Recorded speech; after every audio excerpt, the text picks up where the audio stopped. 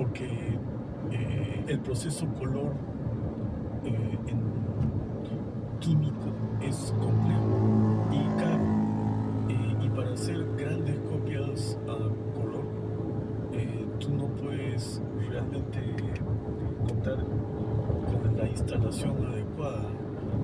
Yo me acuerdo que hubo un área de fotografía a color en el Instituto de UDI, la dirigía Antonio Ramos, y de pronto se tuvo que tomar la decisión cuando nos mudamos acá, cuando se creó el Centro de la Imagen y nos mudamos acá, a 28 de julio.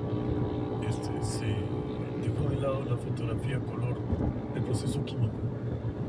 Comienzan a haber entonces copias digitales a color de todos los tamaños, bueno, obviamente con el límite, ni siquiera, porque hay gente que comenzó a hacer dípticos del ancho de la bobina de papel, digamos, como una medida que define un lado de la imagen. Y la situación es que al dejarse de lado el proceso químico también se deja de lado, aunque no del todo, el uso de la película. Entonces, parte del asunto es hacerles entender a los estudiantes, por ejemplo, en la actualidad, estamos hablando de Lima, que cuando hacen una imagen, digamos, una vista de ciudad, a veces no entienden que con una cámara de placas, una vista de esa naturaleza va a ser distinta, definitivamente más satisfactoria y más ambiciosa que una fotografía hecha con el iPhone. Por lo general, lo que veo yo es que tal vez no es que haya habido un pensamiento claro acerca de por qué se debe preferir lo digital a lo analógico, sino una especie de comodidad y hasta de pereza, y también nutrida por el hecho de que tal vez hay también menos antecedentes educativos que lleven al fotógrafo a entender que es deseable trabajar con una placa si uno va a hacer tomas ambiciosas de paisaje urbano, por ejemplo, que es algo que en Lima se hace mucho. Y creo que la tendencia a querer justamente trabajar la imagen con los programas de computadora en la laptop hace que se deje de lado muchas veces esa noción de calidad fotográfica que antes imperaba. Entonces, yo creo que no es una situación tanto en que comience a preferirse lo digital a lo analógico en Lima, sino que hay más digital porque el color está completamente por todo lo alto. La gente ya no busca, muy poca gente busca el blanco y negro como una experiencia de acotación de la imagen, ya sea por el lado de abstracción o por el lado de darle el carácter más de documento, digamos, o de evidencia o algún tipo de digamos, carácter particular. Y el énfasis está en que lo artístico es el color en la actualidad, y con ese énfasis es que se prefiere lo digital, pero no es una cosa pensada, no es como seguir la corriente, seguir el flujo. Yo encuentro que más bien hay en ciertos fotógrafos un retorno a lo analógico, hay un retorno a lo analógico. Varios han reinstalado sus laboratorios precisamente porque hay ciertas presencias frecuentes en el paisaje de la fotografía en Lima, que son curadores y que prefieren las copias químicas. Por ejemplo, a mí me consta que en el caso de Eduardo Hirose, que tiene una serie que trabajó, digamos, a principio de la década del 2000, una serie que se centra en los descendientes de inmigrantes austríacos y alemanes en una zona de la ceja de selva peruana que se llama Posuso. Cuando el Museo de Arte Moderno de Nueva York comenzó a conversar con él para adquirir algunas imágenes de la serie, él, que justamente había decidido ya no hacer más copias analógicas, sino hacer copias digitales, y acababa de hacer, creo yo, el tiraje íntegro de la serie en digital. Son 80 imágenes casi. De pronto se dio con que el museo solamente quería comprar copias químicas. Y en un primer momento hubo un desencuentro, precisamente porque él no quería vender copias químicas, sino quería vender las copias digitales.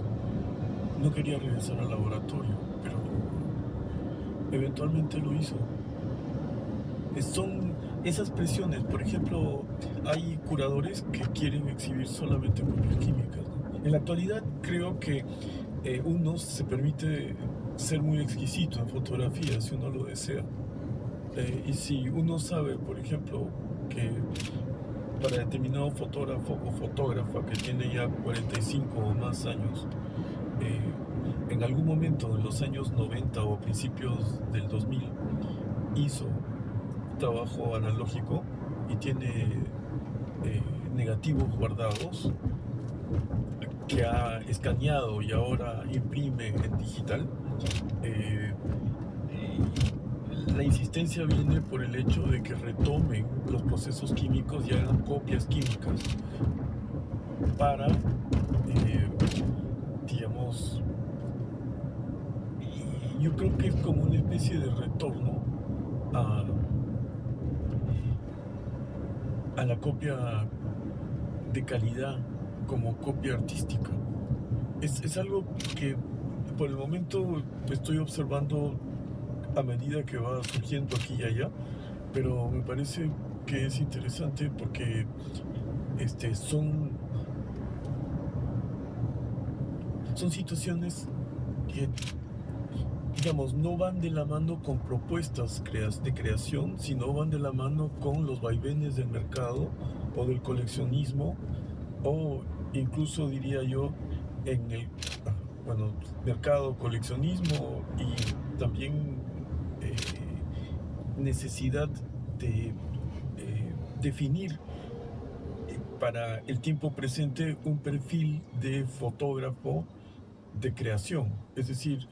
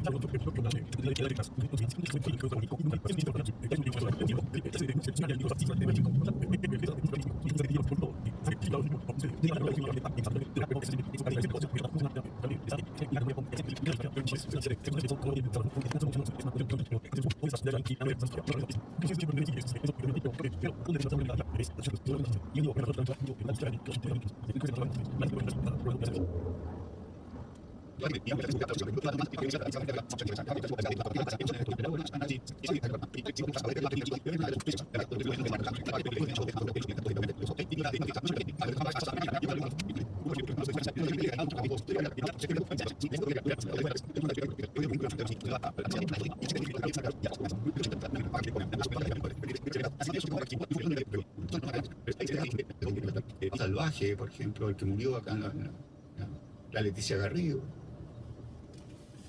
y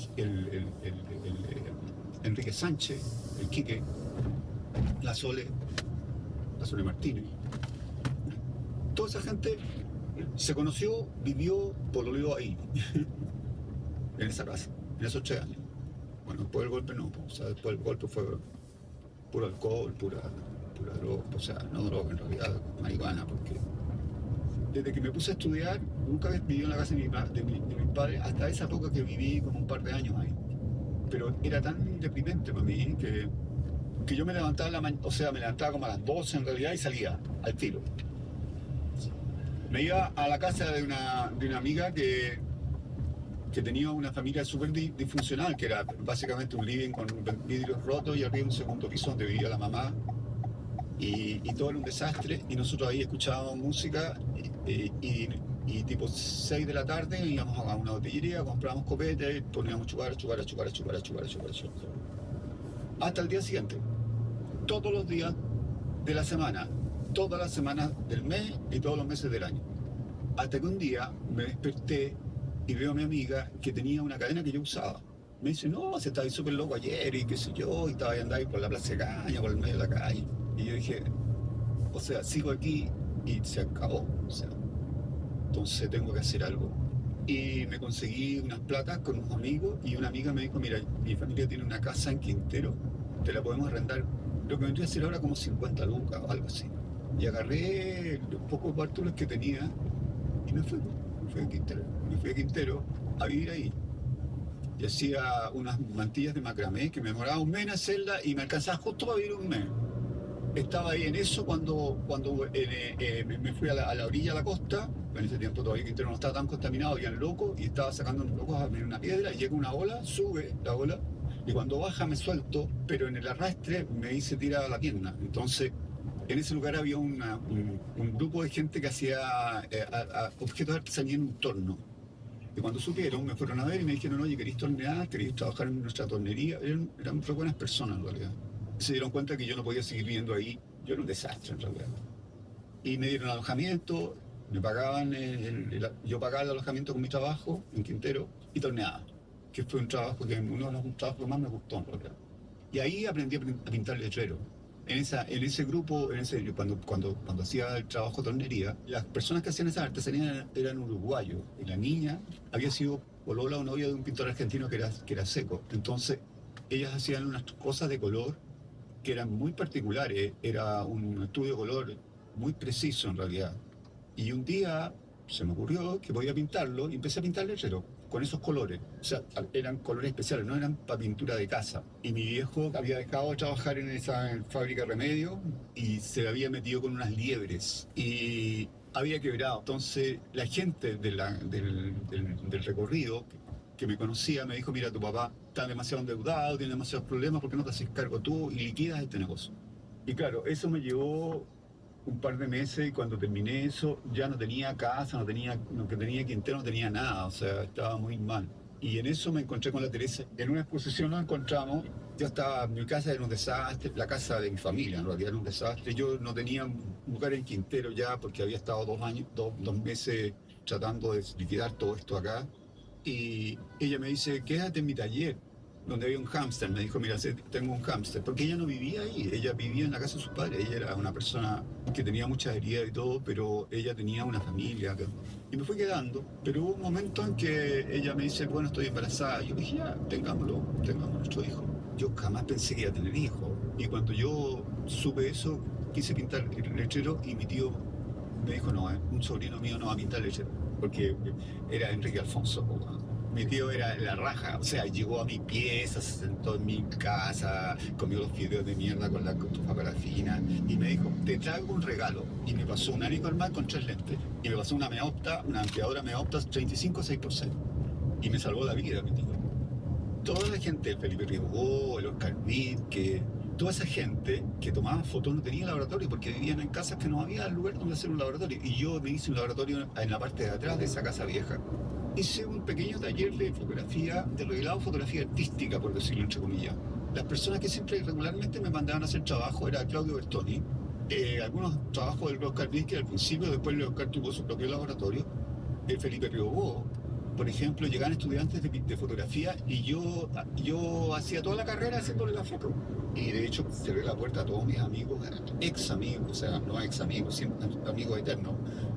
Pero la verdad es que yo sabía perfectamente que si yo dejaba entrar a uno ya me iba a poner a fumar marihuana de nuevo, el copete de nuevo, todo lo demás. Entonces yo dije, yo no, aquí voy a tener un hijo.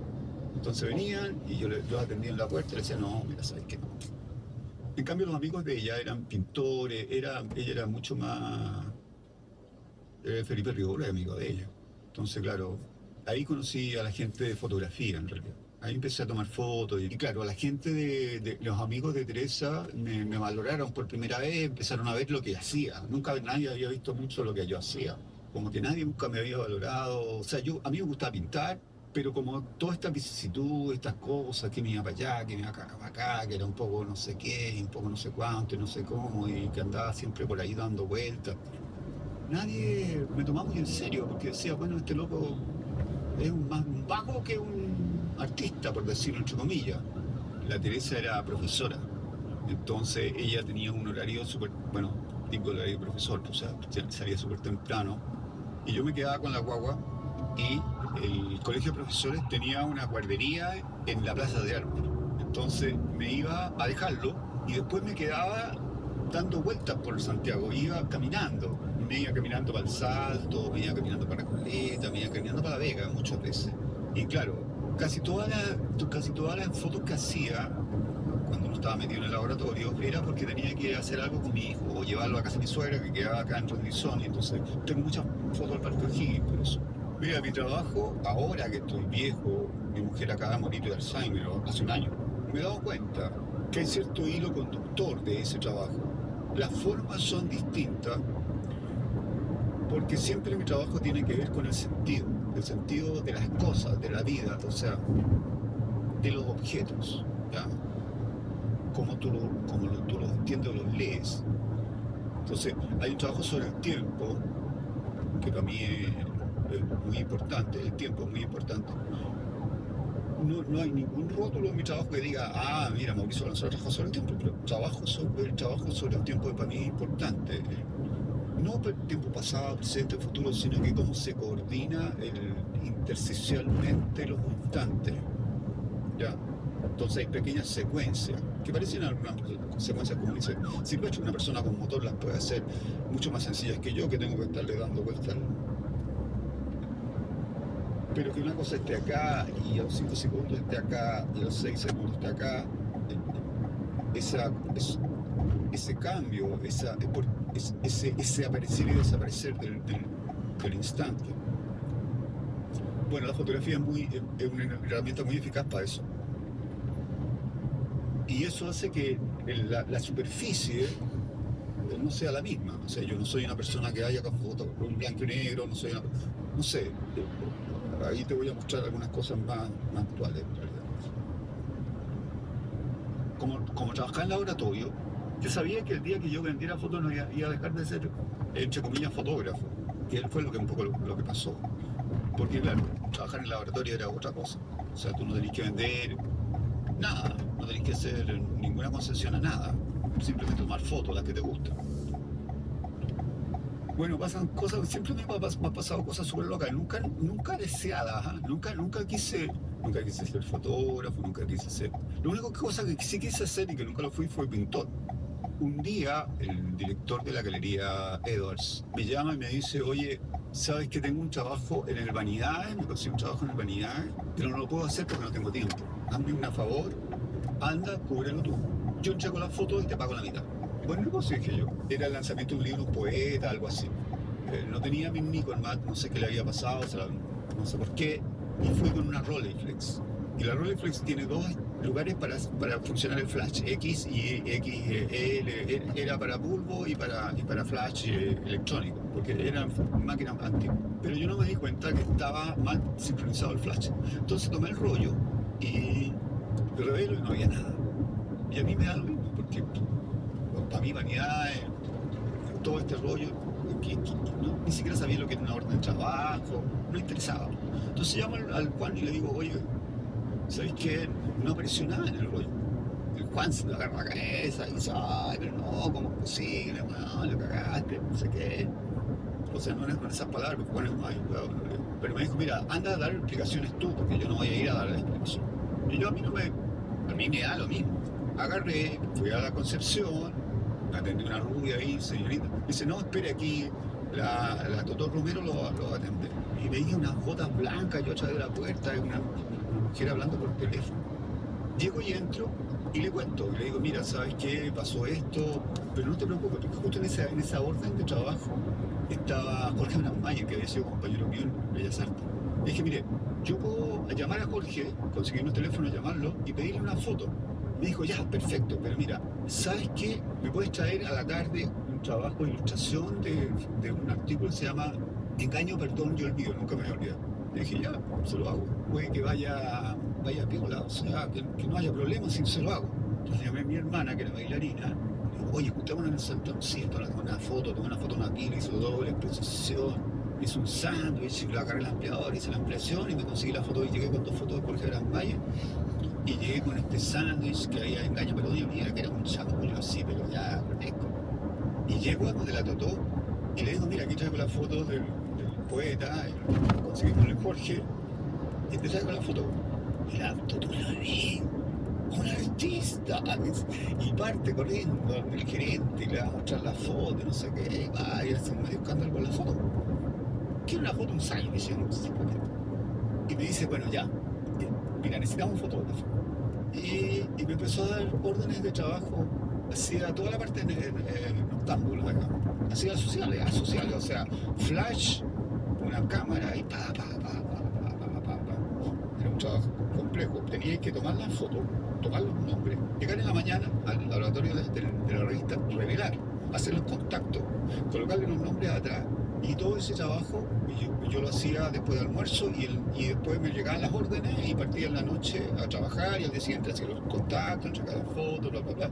Yo sabía que si hacía fotos comerciales se moría mi fotografía autoral, por decirlo. El primer año cuando trabajé en Urbanidades no tenía tantas órdenes juntas porque todavía habían otros fotógrafos en la revista, mucha gente quería trabajar ahí. La Totó me tenía muy buena. De hecho, la Totó de a poco fuimos haciéndonos, fue cachando un poco quién era, porque al principio solamente era una persona que sabía el labrador y que hacía.